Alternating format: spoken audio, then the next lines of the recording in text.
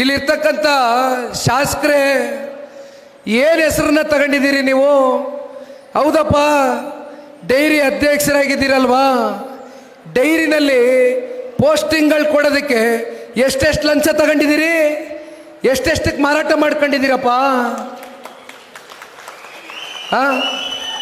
ಒಂದ ಎರಡ? ಎಷ್ಟು ಕೇಸ್ಗಳು ಹೈಕೋರ್ಟ್ನಲ್ಲಿ ಅವ್ರ ಮೇಲೆ ಎಂಕ್ವೈರಿ ಆಗಬೇಕು ಅಂತಕ್ಕಂಥದ್ದು ಎಂಥದ್ದು? ಭೂ ಹಗರಣ, ಲ್ಯಾಂಡ್ ಕೊಳ್ಳೆ ಹೊಡೆದಿರ್ತಕ್ಕಂಥದ್ದು ಕಣ್ಣು ಮುಂದೆ ಇದೆ ಇವತ್ತು. ಇವೆಲ್ಲ ಹಗರಣಗಳನ್ನ ಮುಂದಿಟ್ಕೊಂಡು ಇವತ್ತು ಜನತಾದಳ ಪಕ್ಷದಿಂದನೇ ತಿಂದು ಉಂಡು ಬೆಳೆದು ಅಧಿಕಾರ ಅನುಭವಿಸಿ ಇವತ್ತು ಜನತಾದಳ ಪಕ್ಷದ ಬಗ್ಗೆನೇ ಪಾಪ ನೀವು ಮಾತನಾಡ್ತೀರಿ. ಒಂದು ಮಾತನ್ನು ಹೇಳ್ತೇನೆ, ಕಳೆದ ಸಾರ್ವತ್ರಿಕ ಚುನಾವಣೆಯಲ್ಲಿ ಹೌದಪ್ಪ ಜನತಾದಳ ಪಕ್ಷ ಎಲ್ಲಿದೆ ಈ ರಾಜ್ಯದಲ್ಲಿ ಅಂತ ಕೇಳ್ತೀರಲ್ಲ, ಎಷ್ಟು ಓಟಿಂದ ಗೆದ್ರಿ? ಎಷ್ಟು ಅಂತರದಿಂದ ಗೆದ್ರಿ ನೀವು? ಎಷ್ಟಣ್ಣ? 250.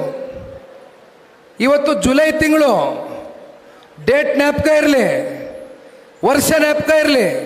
ತಗೊಳ್ಳಿ ಮಿಸ್ಟರ್ ಶಾಸಕರೇ, ಡೈರಿ ತಗೊಳ್ಳಿ, ನಿಮ್ಮ ಕೈಯಲ್ಲಿ ಬರ್ಕಳಿ ಇವತ್ತಿನ ದಿನಾಂಕ. ಮುಂದಿನ 2028ರ ವಿಧಾನಸಭೆಯ ಸಾರ್ವತ್ರಿಕ ಚುನಾವಣೆಯಲ್ಲಿ ಮತ್ತೆ ನೀವೇನಾದರೂ ಕಾಂಗ್ರೆಸ್ನ ಶಾಸಕರಾಗಿ ಆಯ್ಕೆ ಆದರೆ ಮತ್ತೆ ನಾನು ಮಾರೂರು ತಾಲೂಕು ಕಡೆ ತಲೆನೇ ಹಾಕಿ ಮಲದಿಲ್ಲ. ಇವತ್ತು ಹೇಳಿದ್ದೀನಿ, ಬರೆದಿಟ್ಕೊಳ್ಳಿ, ಇವತ್ತು ನಿಮ್ಮ ಡೈರಿನಲ್ಲಿ ಬರೆದಿಟ್ಕೊಳ್ಳಿ. ದಯವಿಟ್ಟು ತಾಲೂಕಿನ ಜನತೆಗೆ ಕೈ ಜೋಡಿಸಿ ಮನವಿ ಮಾಡ್ತೇನೆ, ಗೌರವಸ್ಥರನ್ನ ಆಯ್ಕೆ ಮಾಡಿ.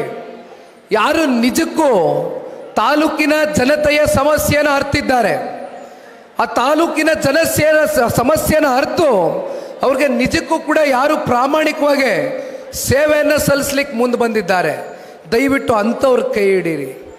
ಇಂಥ ಶಾಸಕರುಗಳು ಹೆಚ್ಚಾಗಿದ್ದಕ್ಕೆ ಇವತ್ತು ರಾಜ್ಯದ ಜನತೆ ಅನುಭವಿಸ್ತಾ ಇರೋದು.